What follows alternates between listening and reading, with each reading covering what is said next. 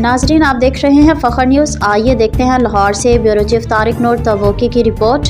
जौहर town Lahore के एक मकामी स्कूल के वसी खुर्शीद हॉल में अल-खिदमत फाउंडेशन पाकिस्तान के मरकज़ी नायब सदर मोहम्मद अब्दुल शकूर का शाम और फ़लस्तीन के मौजूदा सूरत हाल पर फ़िक्र अंगेज़ ख़िताब। इस मौका पर 162 जोन के कायदीन और कारकुनान के साथ साथ अवाम की भारी अक्सरियत ने शिरकत की।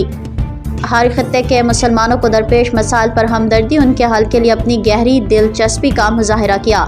नायब सदर अल-खिदमत ने तफसीली ख्यालात का इजहार करते हुए गज़ा के अवाम के सब्र और सबात को खराज अकीदत पेश किया।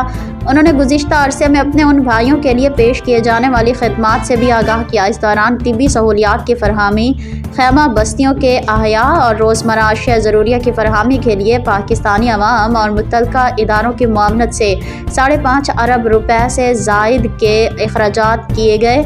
उन्होंने मज़ीद कहा, गज़ा की तामीर-ए-नौ में अल-खिदमत फाउंडेशन की जानिब से भरपूर हिस्सा लेने और उसके वेलफेयर के काम के लिए 15 अरब रुपए का बजट इस्तेमाल करने का अंदिया दिया, जिसके लिए अवाम पाकिस्तान को एक बार फिर भरपूर शिरकत की दावत दी है।